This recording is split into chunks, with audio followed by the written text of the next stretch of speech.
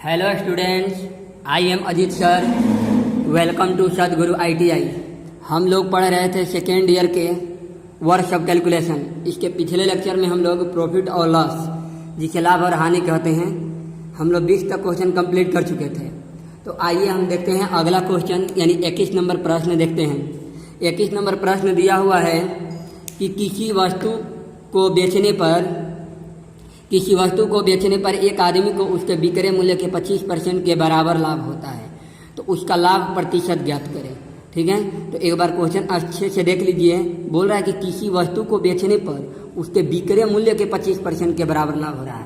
आप लोग हरदम क्रय मूल्य पे निकालते हैं, गणना करते हैं, लेकिन इसमें बोल रहा है कि विक्रय मूल्य के 25% के बराबर लाभ होता है, तो आपको लाभ प्रतिशत बताना है। तो चलिए मैं आप लोगों को बताता हूँ। तो देखिए, आपको बोला है कि विक्रय मूल्य के 25% के बराबर लाभ हो रहा है। तो देखिए, हम विक्रय मूल्य SP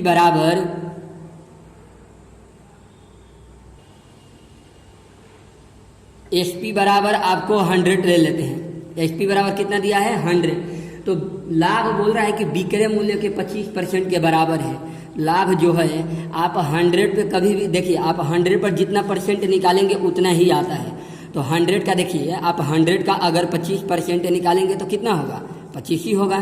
तो यानी 25 रुपये का आपको लाभ हो रहा है। तो बोल रहा है कि लाभ प्रतिशत निकालें। तो लाभ प्रतिशत निकालने के लिए आपको मालूम है कि लाभ प्रतिशत निकालने के लिए क्रय मूल्य का गणना किया जाता है। तो क्रय मूल्य कैसे मालूम चलेगा?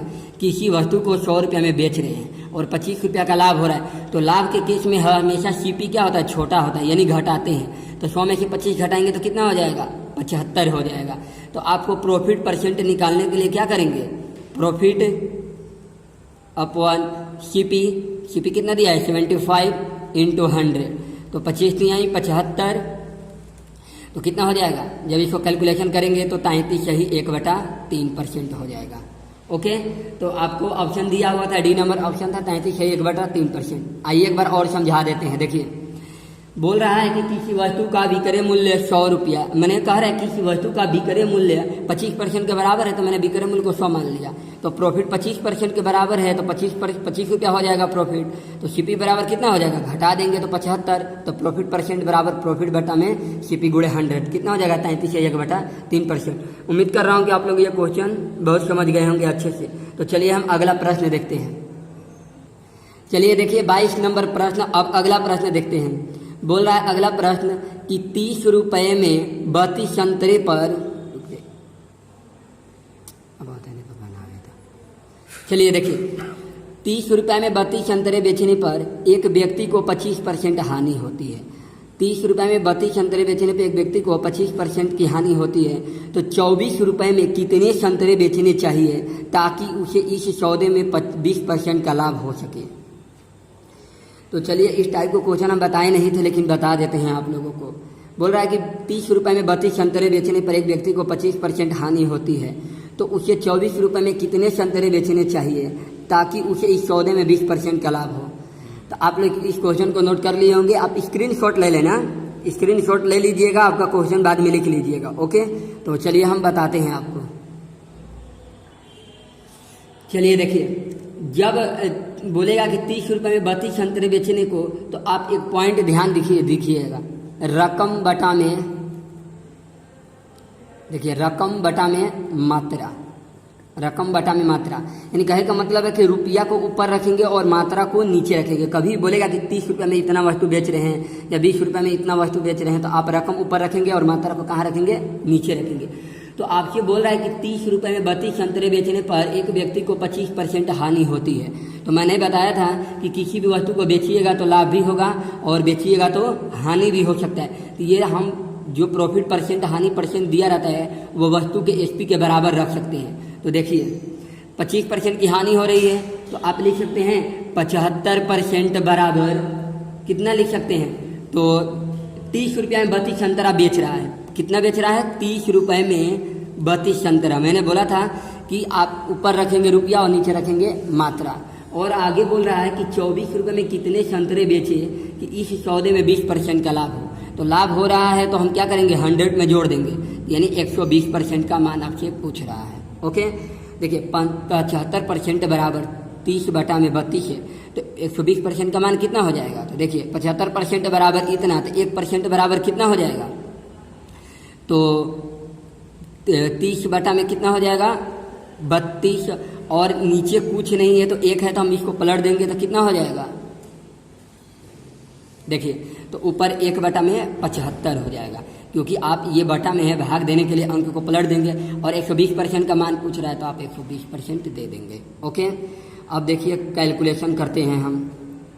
चलिए देखिए, तो आप अगर कैलकुलेशन करेंगे तो देखिए ये कितने बार में जाएगा?